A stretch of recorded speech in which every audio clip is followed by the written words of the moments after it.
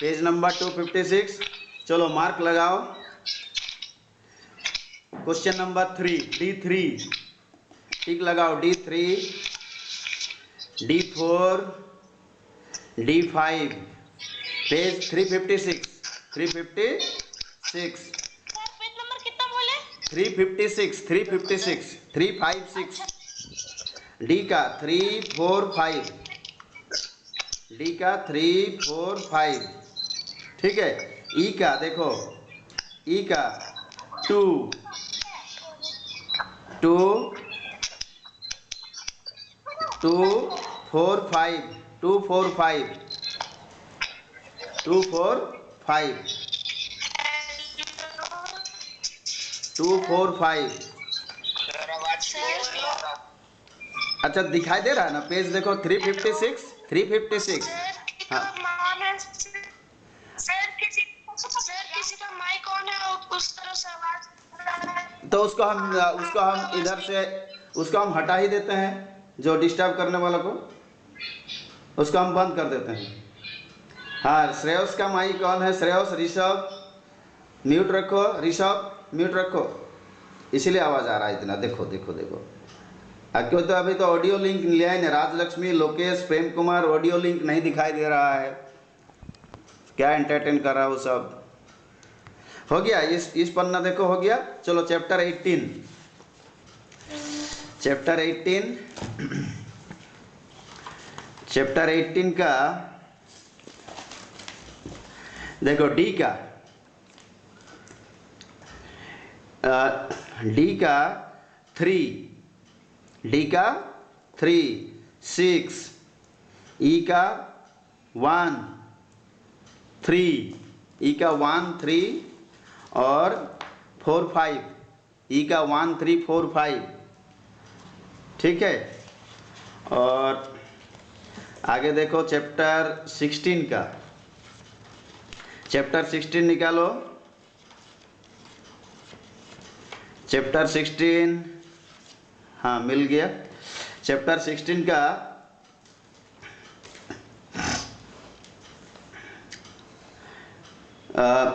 Chapter D का देखो, D का chapter 16 D page 297 page 297 D का 2 डी का 2 ठीक है।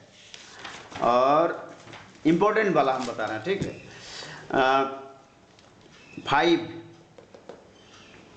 5 हो गया। अच्छा 5 हो गया। और ई का 1 ई का 1 ई का 1 और देखो ई का 2 ई का 2 ई का 2 ठीक है। और 3 तो बहुत ही इम्पोर्टेंट है ठीक है ना। 3 इज़ वेरी वेरी इम्पोर्टेंट। और 5 is also very very important ठीक है। Describe an experiment to show that we can get electrical energy by using a magnet. Describe an experiment or activity to show that we can get electrical energy by using a magnet. तो answer उसका कौन वाला है? we can produce we can get electrical energy by using a magnet, तो वही activity वाला है ना, इलेक्ट्रोमैग्नेटिक इंडक्शन की एक्टिविटी, उसका आंसर यही वाला है, यही एक्टिविटी ठीक है। Diagram plus explanation okay. तो उतना हो गया। और डिस्क्राइब एन एक्सपेरिमेंट हो गया। और आगे देखो, ये तो आगे ये वाला जो इनसाइड से देखो, इनसाइड से what is Faraday's law of electromagnetic induction ठीक है। What is Faraday's law of electromagnetic induction, इसका डेफिनेशन है ना। और observations of Faraday's electromagnetic induction, observations ठीक है। ये सारे 1 2 3 4 ऑब्जर्वेशंस लिखना पड़ेगा, इसको भी याद करके रखो ठीक।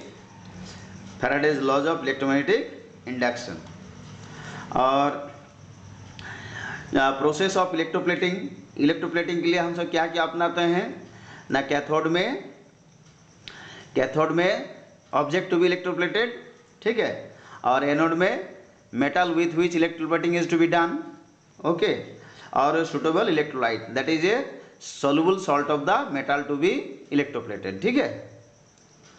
मेटल टू भी नहीं, मतलब metal used for electroplating, a salt of the a soluble salt of a suitable soluble salt of anode metal taken as the electrolytes, है ना। एनोड मेटल का सोल्यूबल सॉल्ट होना चाहिए, ठीक। और इलेक्ट्रोप्लेटिंग का application of electroplating, electrolysis, application of electrolysis, extraction of metals, ये सारे तो है ही, सारे चीज़, लेकिन मेन चीज़ हम बता दिए हैं, ठीक है। तो अब आगे आ जाओ, चैप्टर नंबर 8, चैप्टर नंबर 8 में आ जाओ। चैप्टर 8, हाँ चैप्टर 8 देखो, चैप्टर 8 का पेज नंबर 150, पेज नंबर 150, 150, ठीक है। देखो डी का 2 है ना, ये new species X is introduced in a forest, how is it likely to affect the local species of the area, ठीक है। सो लोकल स्पीसीज क्या लोकल स्पीसीज को क्या भुगतना पड़ सकता, ना दे में बी प्रेड, खाया जा सकता है, और नहीं there will be always a competition for survival, है ना, for getting food etc. अच्छा, और सिक्स्थ वाला how do birds get help in navigation, हाँ, how do birds get help in navigation while undertaking long distance flight, okay, or distinguish between a national park and wildlife sanctuary, national park and wildlife sanctuary, ठीक। तो इसका answer अभी बता देते हैं, है ना। नेशनल पार्क और वाइल्ड लाइफ सेंचुरी के दो डिफरेंस लिखोगे, ठीक है। बताएं आंसर, रेस्पॉन्ड। Yes sir. बता दें तो थोड़ा नोट करके लिखो, दो पॉइंट लिखोगे, नेशनल पार्क और वाइल्ड लाइफ सेंचुरी लिखो। नेशनल पार्क में लिखो, नेशनल पार्क में लिखो, it is maintained by government, it is maintained by government for protection of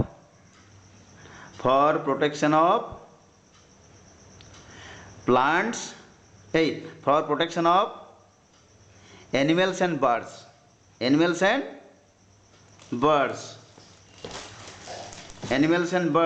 ठीक है, for protection of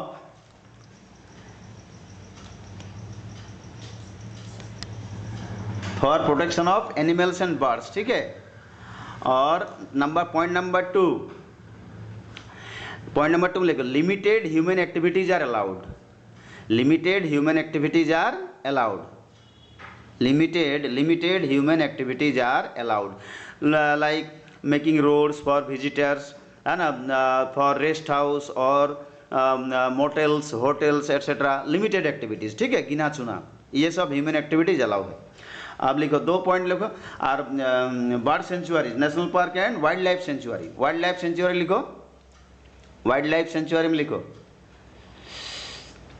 हाँ, it is a reserve place, it is a reserve forest, maintained by government, reserve forest maintained by government, only for wild life, only for animals, only for wild animals, ठीक है ना, not birds.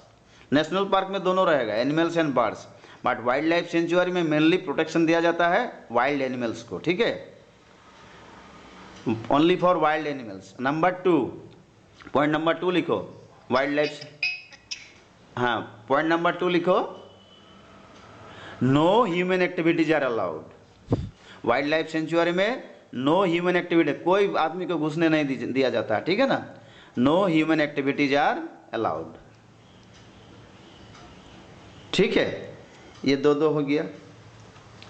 अच्छा, अब ई का देखो, ई page 150 ई का देखो, E का 3 वाटर एंडेमिक स्पीसीज, वायर एंडेमिक से गेट, अच्छा ई का 3 हो गया। और 5 explain the difference between extinct, endanger and vulnerable species, ठीक है। और एक तो होता है एंडेमिक स्पीसीज, वो भी देखोगे, इसी में जोड़ कर रखो, है ना। Explain extinct species, endanger species, vulnerable species and endemic species, ठीक है। अच्छा, तो इसका तो इतना ही काफ़ी है। सब देखोगे सब ही इम्पोर्टेंट लगता है। और next chapter is your chapter 7 तक तो कल थोड़ा मोड़ा बताए थे ना, चैप्टर 7 तक कल डिस्कस किए थे। Diagram of candle flame, diagram of candle flame, ठीक।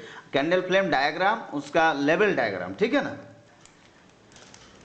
अच्छा, और तो वही है क्वेश्चन ई का पेज 134, ई का देखो 1, ई का 1 और 2 भी बहुत इंपॉर्टेंट, कैलकुलेशन वाला, कैलकुलेशन E1 2 दोनों ही इंपॉर्टेंट है, ठीक है। सोच लो कि आ ही गया है। और 3 का why are gaseous fuel considered better than liquid and solid fuels, okay. और डी में देखो, डी में देखो, डी चैप्टर 7 का डी पेज नंबर 134,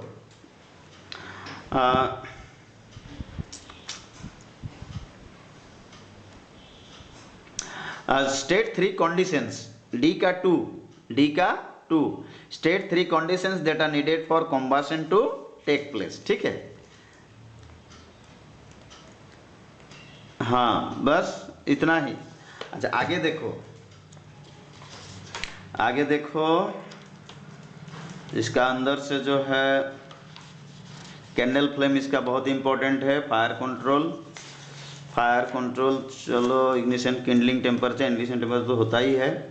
अच्छा, चैप्टर 6 से देखो, हाँ बोलो, चैप्टर 6, चैप्टर 6 का देखो, ये डी का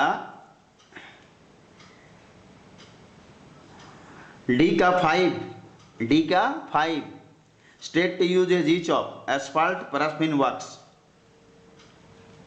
ओके। और ई का 1, ई का 1 कोल फॉर्मेशन, ई का 1 और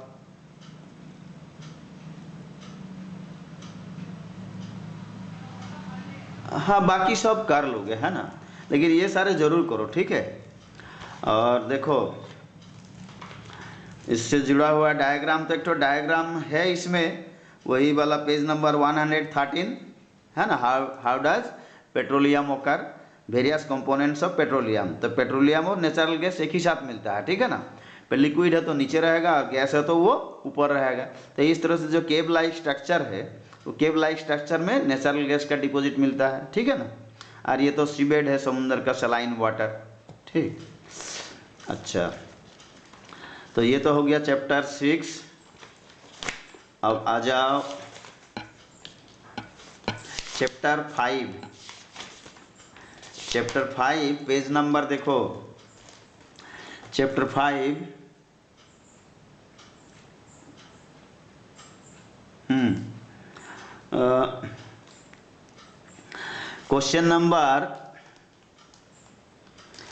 क्वेश्चन नंबर डी का 4, डी का 4। तो ये डायग्राम बेस्ड है, डायग्राम बेस्ड हम नहीं दिए हैं, ठीक है ना।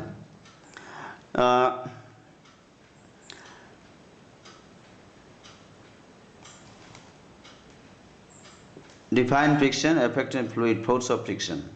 हाँ, ये वाला ई का 1 वेरी इंपॉर्टेंट, ई का 1 देखो page number 107, define force of friction, list the factors affecting the force of friction, explain with examples, ठीक है। और इसमें देखो 3, ई का 3 explain why sliding friction is little less than the static friction. एक बार फोटो ले लेते हैं, ठीक है, कितना आए देख लेते हैं।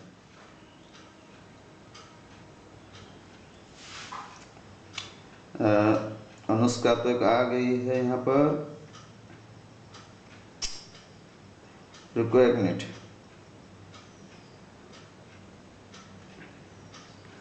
अच्छा, अनुष्का तक आया था ना, अनुष्का के बाद से आराध्या से लेके जयश्री, आराध्या टू जयश्री हो गया है, जयश्री से लेके मनीष, मनीष से लेके ऋषभ, मनीष से लेके ऋषभ, ऋषभ के बाद है श्रेयस और Lokesh, Shreyas and Lokesh. Okay, let us be back. ठीक है,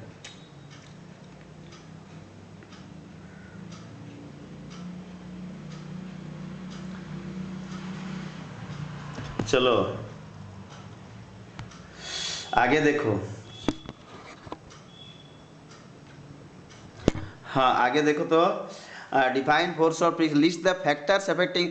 सो ये कोई बोलोगे what are the factors affecting force of friction, यानी what are the factors on which force of friction depends, बोलो। Sir, roughness of the surface and the size of the surface and mass of the object. नहीं, force of friction. Yes, sir, roughness of the object. हाँ Shape and size of object. The Roughness. shape and size of object. नहीं, 2 point देखो, देखो हम बता रहे हैं, ठीक ही बोल रहे हो, लेकिन तुम सब अंदर वाला मेन बोला nature of the surface. Force of friction depends on the nature of the surface, ठीक है, and force pressing the surfaces together, force pressing the surfaces together, ठीक है। Force of friction depends upon 2 factors, है ना। How much force needed, that what is the magnitude of force needed, वो तो हो जाएगा how much speed you want, ठीक है, mass of the object and speed with which the object to be moved।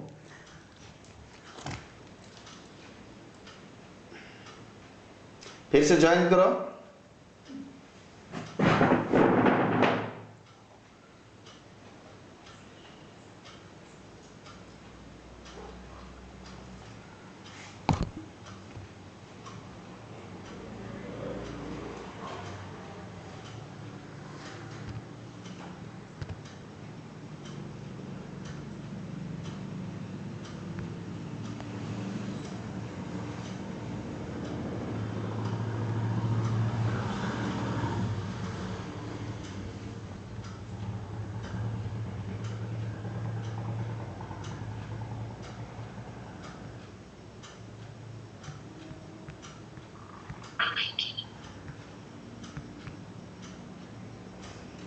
चलो चलो ज्वाइन करो, quick quick quick.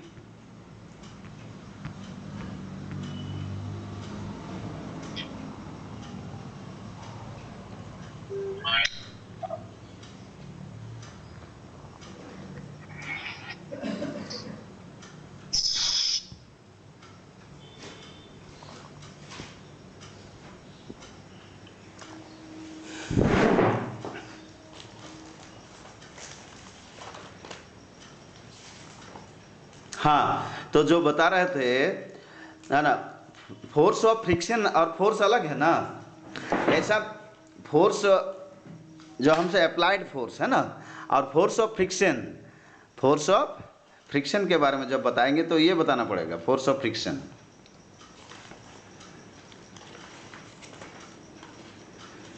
कहाँ चल रहा था क्वेश्चन आंसर, प्रेशर,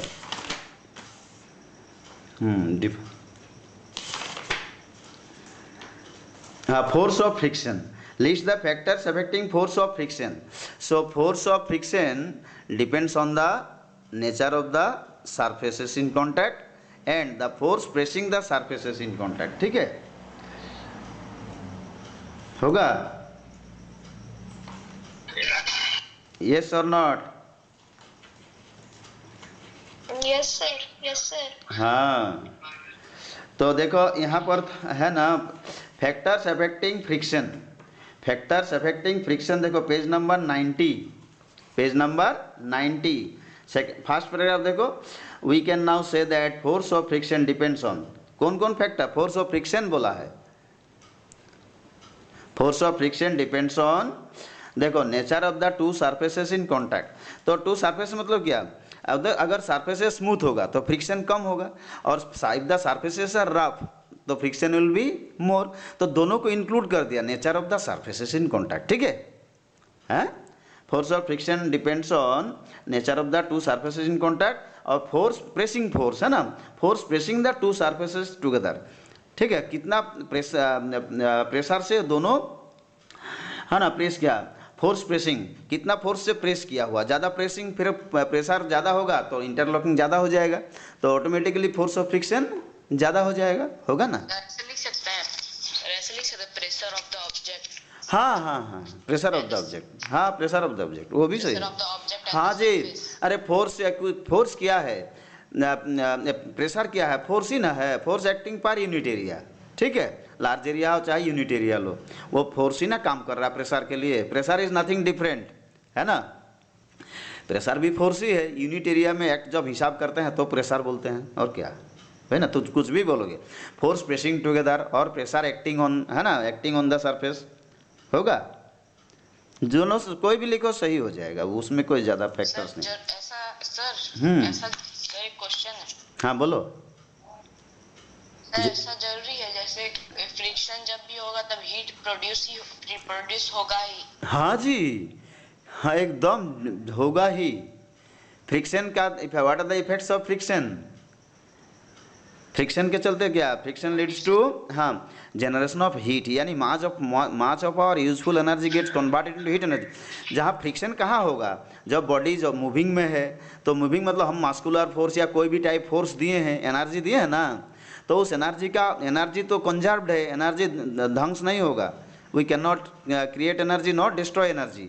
तो जो एनर्जी हम फोर्स के मार्फत दे रहे हैं ना, वो दूसरा रूप में कन्वर्ट हो जाता है। तो दूसरा रूप में कन्वर्ट होगा ही, जब हम कोई काम कर रहे हैं तो हमारा बॉडी एनर्जी दूसरा एनर्जी में कन्वर्ट हो जा रहा है। हीट एनर्जी हो, है ना, इलेक्ट्रिकल एनर्जी हो, साउंड एनर्जी हो, वार्क एनर्जी हो। हाँ बोलो। बोलो बोलो। सर अगर आइस ब्लॉक्स को रब करेंगे तो वो मेल्ट हो जाएगा तो वो तो फ्रिक्शन होगा और जल्दी मेल्ट कर जाएगा। फ्रिक्शन जनरेट्स हीट, रगड़ के देखो तुरंत खत्म हो जाएगा। ठीक है, वो तो हाथ में ही पिघल जाता है। हाँ तो नॉर्मल टेम्परेचर में भी होता है। नॉर्मल टेम्परेचर हाथ का है ना 37 डिग्री सेल्सियस, और उसको फिर फ्रिक्शन में ला दोगे तो और टेम्परेचर बढ़ेगा तो जल्दी पिघल जाएगा।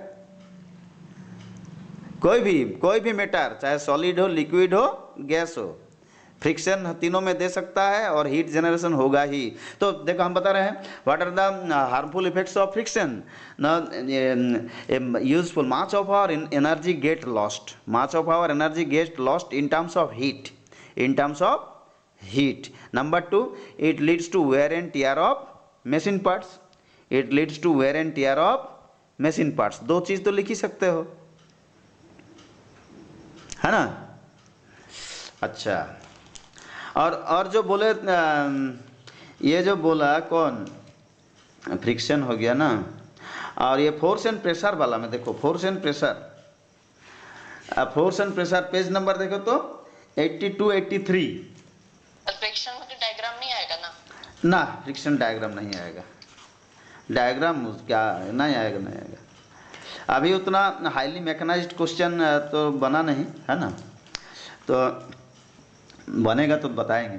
अच्छा देखो ये page number 82, page number 82, page number 82 D का देखो, डी का 3 देखो, और डी का 6, डी का 7, सब इम्पोर्टेंट है। ठीक है ना, और ई का 3, फिर से देखो डी का 3, सुनाई दे रहा है ना? Yes sir. हाँ बोलो, रेस्पॉन्ड करो तब ना हम इधर से कुछ बोल पाएंगे। डी का 3, 6, वेरी इंपॉर्टेंट, 6 और 7, 3, 6, 7 हो गया। ई का देखो, ई तीनों वेरी इंपॉर्टेंट। हाँ तीनों एकदम वेरी इंपॉर्टेंट। ठीक है सर, हाँ, हम बता रहे हैं मतलब समझ ही रहे हो। अच्छा ई का जो इम्पोर्टेंट है तो वही ना क्वेश्चन बनता है, क्वेश्चन आल जाल क्वेश्चन होता है, थोड़ा ही बोलो, जो व्यू पॉइंट ऑफ नॉलेज है वही क्वेश्चन बनता है। और ई का 3, ई का 3, ठीक है। अच्छा, अब चैप्टर 4 में आ जाओ। चैप्टर 4 प्रेशर वाला, फोर्स एंड प्रेशर। तो अब हम वही तो करवाए हैं, हाँ फोर्स का, तो वही हाँ हाँ वही, अरे दोनों चैप्टर जुड़ा हुआ चीज़ है ना, दोनों चैप्टर जुड़ा हुआ है। देखो ई में खाली कोई 3 होगा, है, ई का सिर्फ 3 होगा, इम्पोर्टेंट सिर्फ 3 है। हाँ बाकी सब भी करो। अब हम बता दिए हैं जो लिमिटेड वाला के लिए, अनलिमिटेड कर सकते हो तो और अच्छा है ना अनुष्का। ऐसा नहीं कि हम जो बता रहे हैं वही आएगा, वो इम्पोर्टेंट है ना, but all questions are important, ठीक है, but some are very very important. Okay, ठीक है। अच्छा और देखो, ये जो चीज़ हम बताना चाह रहे हैं ना कि मैग्नीट्यूड ऑफ फोर्स है ना, what are the factors on which magnitude of force depend, what are the factors on which magnitude of force depend। तो मैग्नीट्यूड ऑफ फोर्स देखो, factors magnitude of force, page number यहाँ आ जाओ, page number 61, page number 61 देखो, ये हमारा topic जो है ना, factors associated with magnitude of force, force of friction नहीं बोला है, ये magnitude of force, normal force, ठीक है।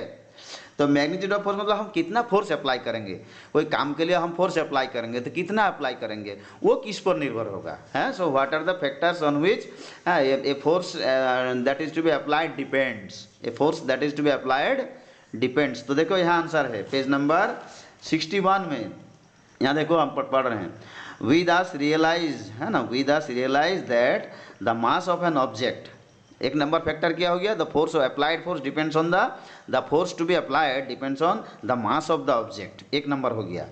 और नंबर 2 क्या हो गया, the value of the change in its speed, value of its change in its speed, हम कितना स्पीड, अगर मोशन में ऑलरेडी है ना, और हम उसका स्पीड बढ़ाना चाहें तो भी तो फोर्स ज़्यादा देना पड़ेगा ना, अगर हम स्पीड ज़्यादा बढ़ाएंगे तो फोर्स ज़्यादा ज़रूरत है ही, तो एक तो मास पर निर्भर होगा ही, छोटा ऑब्जेक्ट के लिए कम फोर्स देना पड़ेगा, बड़ा के लिए ज़्यादा।